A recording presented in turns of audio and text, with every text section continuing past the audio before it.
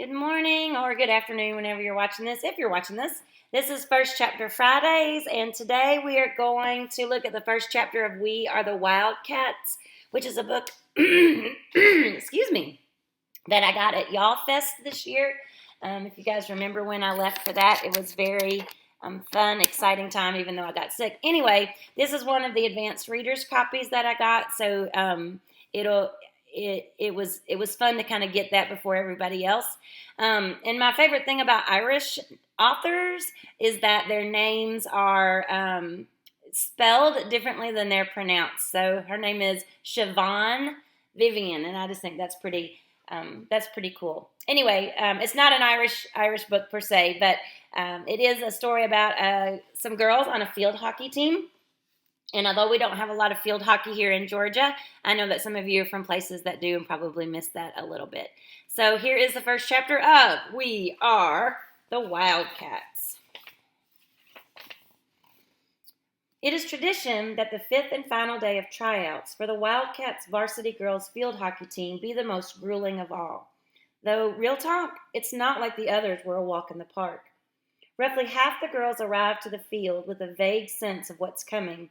The rest show up clueless. But there's no telling the two groups apart because, knowing or not, this is it. Today is everyone's last chance.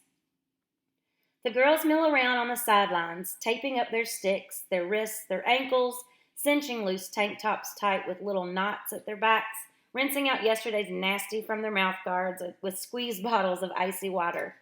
It's early enough that the air remains somewhat cool and the turf looks almost like real grass, with indifferent dewdrops clinging to blades of bright green plastic. Summer break is just about over. Come Monday, a new school year begins. There is much the girls could discuss.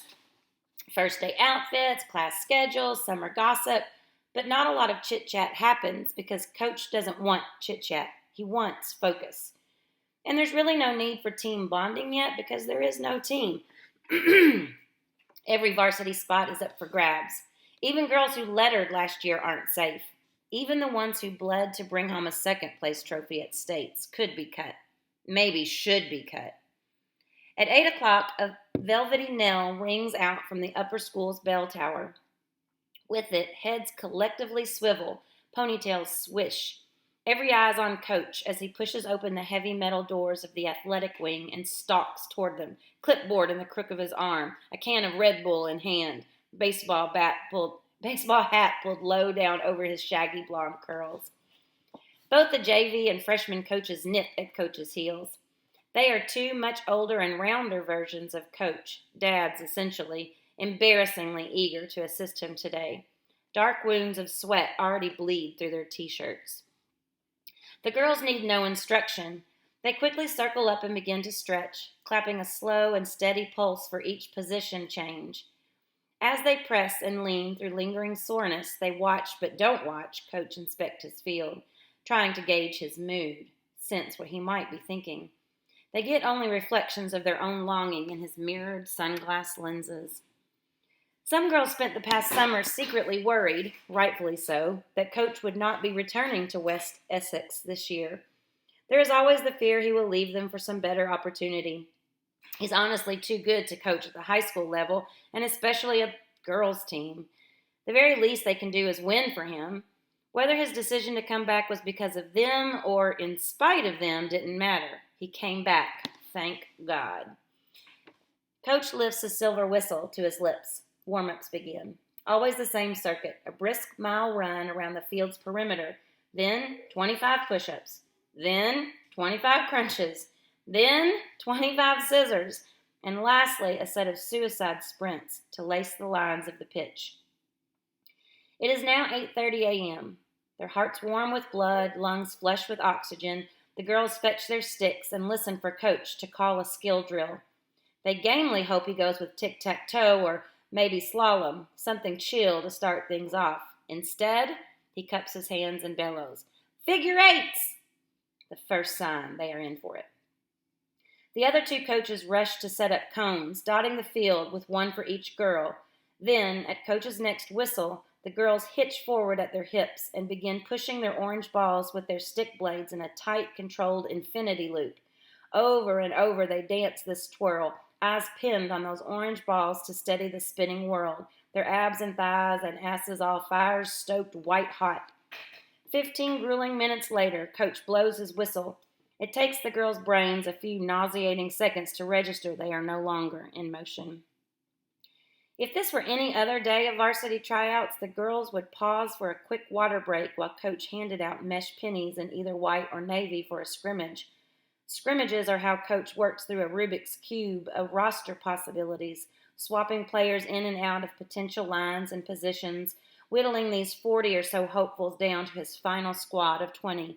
Except today, there will be no scrimmage. There never is on the final day of tryouts. Instead, the seniors drop their sticks and immediately set off on another mile run around the field perimeter, a thunder of tanned, toned legs. They are trailed by any juniors and sophomores who have endured this annual tradition before. It always takes the new girls a few seconds to realize what's happening. Some are already chugging water. Some have gone to their bags for a towel to wipe their sweat, or, the brave ones, to sneak a discreet look at their phones. Once they do realize, they sprint off in a panic to catch up to the pack. This elicits a chuckle from the experienced girls, but then it's right back to business.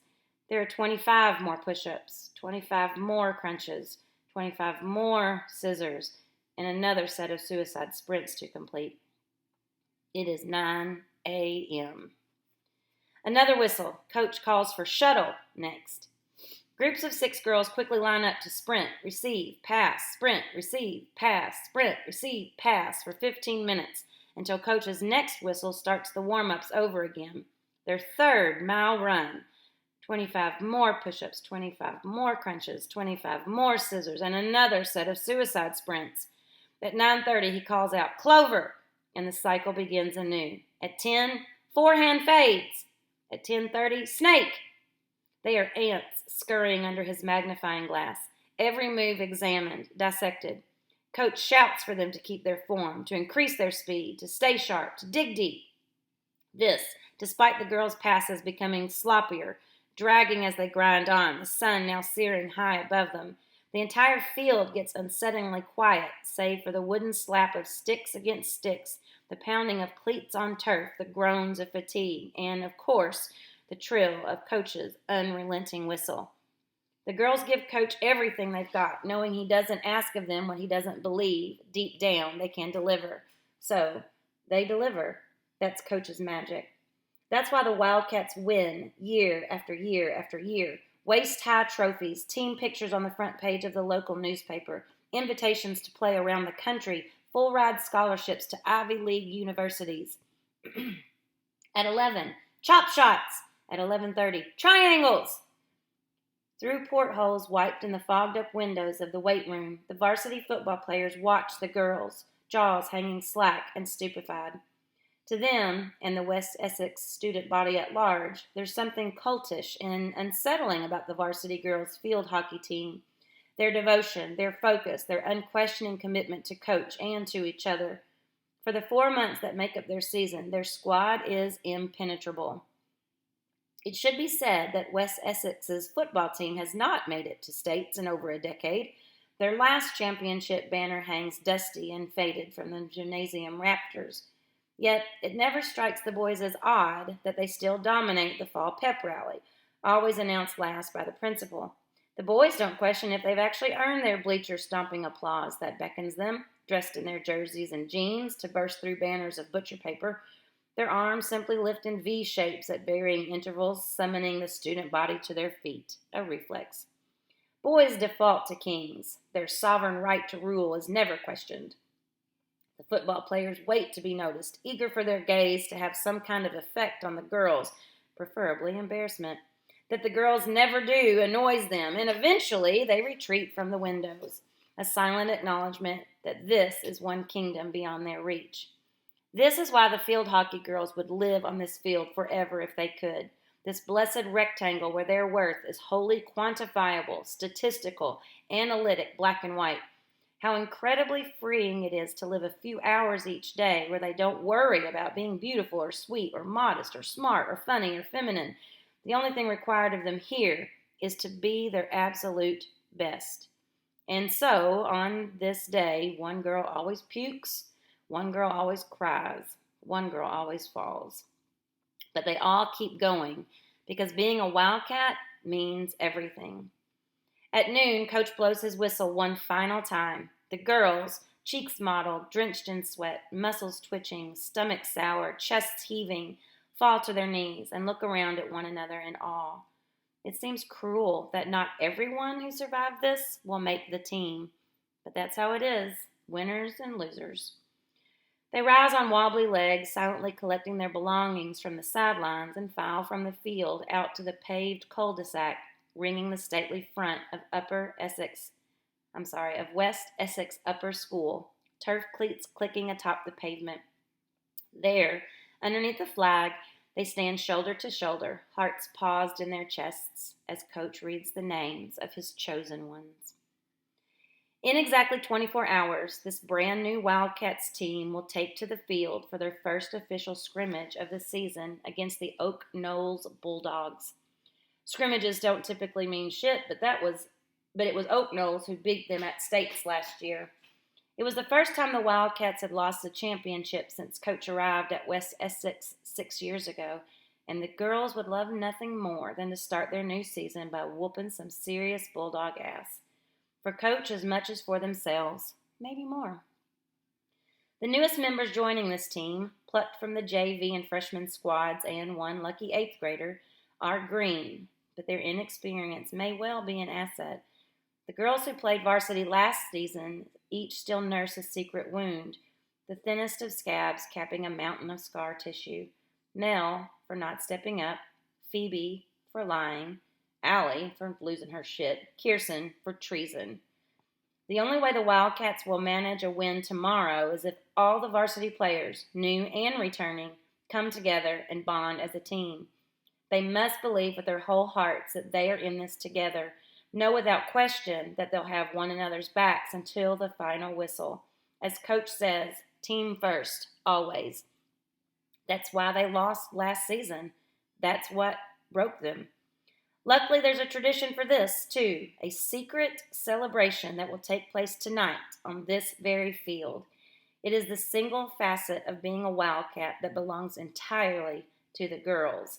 At least that's how it used to be. All right. So, We Are the Wildcats by Siobhan Vivian. And now I want to read the rest. I've got to figure out the secret tradition they've got and what happened last year to break them apart. Hope you liked that first chapter Friday, and you might want to check that out. Let me know. And I've got this copy, and we could certainly pass that around. And if we like it, we'll order more. Hope you guys are doing well during this quarantine or social distancing, depending on where you are in the world. And I'll see you next time.